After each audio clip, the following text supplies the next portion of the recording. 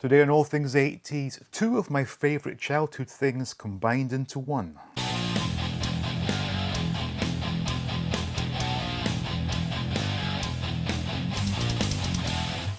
Welcome back to All Things 80s. Now 40 years ago, two of my favourite things were Batman and Lego. And sadly back then, the two never collided to give us this amazing product. But 40 years later, it's happened. We have a Lego Batmobile. Now this came out, I believe, earlier this year, and it's a medium-sized set. It contains 345 pieces aimed at ages 7 and up, and immediately I'm seeing something that is a little bit disappointing. There's no Robin. It comes with two minifigures, Batman and the Joker, so off the bat it's getting bad marks from me. However, once it's built, we can see if that opinion changes. So I guess what we really have to do now is build this Batmobile and see what it's all about. So starting with the packaging, it's been done very well, and of course anything displaying this logo will of course get me interested. Now as I said, 345 pieces, this is not a big set, comes with too many figures, and disappointingly neither of those figures is Robin, which would have made sense, but I guess they want to have the sort of play value of Batman taking on the Joker. The back gives us a bit more detail, and it does come with a stand, which is nice. We'll find out if this is part of the set or not, and it does have some action features. So I guess first things first, we'll get the box opened up and see what parts are contained within.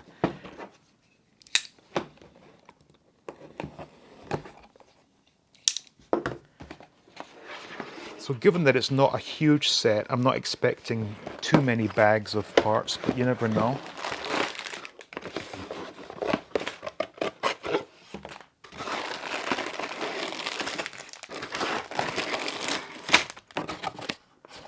So we have 3 bags and a booklet along with some stickers. So that display stand does actually have what appears to be a lot of schematics on the original Batmobile. These actually feel quite flimsy. When I say flimsy, I should have said sort of rather thin. Having recently done a lot of M.a.s.k unboxings from the 80s, those stickers were really good, and the booklet has all been smashed up here, but not the end of the world. So 3 bags. So this probably won't be a very extensive build, but that's fine for this video. So obviously 1, 2, and 3. So we'll put 2 and 3 to the side, and we'll get started on bag 1.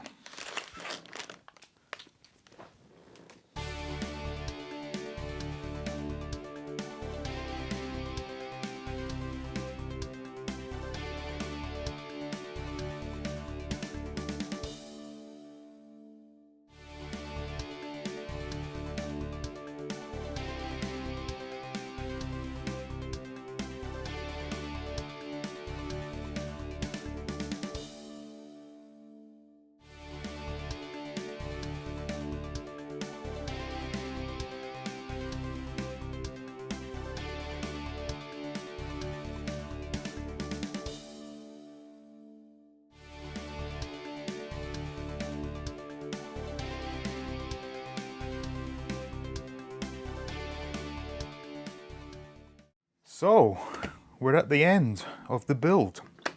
Not that challenging, but not necessarily something a 7-year-old kid could do without adult assistance.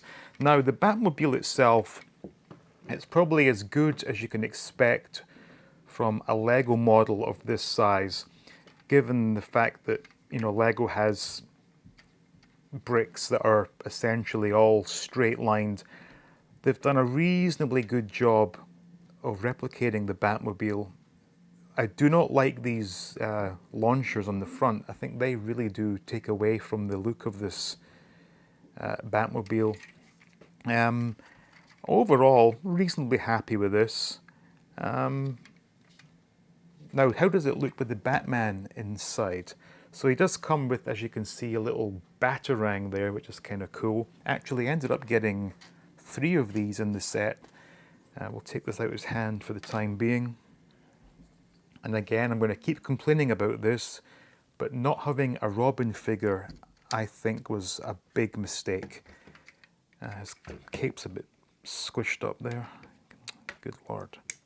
Oops. And there goes one of those launchers. And it did say not to aim it at someone's eye, which I guess is good advice. I have an extra one here to put in, actually. But yeah, this was the only sort of thing I don't like about it. The fact that these launchers don't look good on top of that hood there. Try and get Batman in. You know what, no matter what you do, I guess if you want to put Batman in the Batmobile, you maybe just take his cape off. There we go, that's slightly better. I guess scale-wise, it does fit with the figure much better than the McFarlane Batmobile does with their figures. So overall, reasonably happy with this, actually. Now, they've done a pretty good job at getting most of the important elements in. We've got the rocket launchers up here, we've got the bat phone, the bat siren, the radar. Everything is here. And I liked how the little center hubs have the bat logo on them as well. Interestingly, those were not stickers that you had to apply yourself. Those were already applied, or in fact printed on. The stickers that came with are all not too bad. Again, it goes back to the whole ages 7 and up. I'm not sure I would be having a 7-year-old apply these stickers himself, because he's bound to screw that up. But yeah, for a 1966 Batmobile, I'm very happy with this. And there were a lot of components that I was not familiar with, but happily to report there were a number of classic elements that I remember using as a kid. So it's good to know that Lego have kept a lot of tradition with their sets. And it does come with this stand, which I think just clips in like so. So once that's on, it will allow you to display the Batmobile at any angle you so wish. But actually, it looks quite good like that, has to be said. Now, the other figure it came with was the Joker, and he has a little, you know, harpoon type thing here. Not really my favorite part of this set, and again, completely unnecessary. If you're going to do a Batmobile with Batman, at least give us Robin.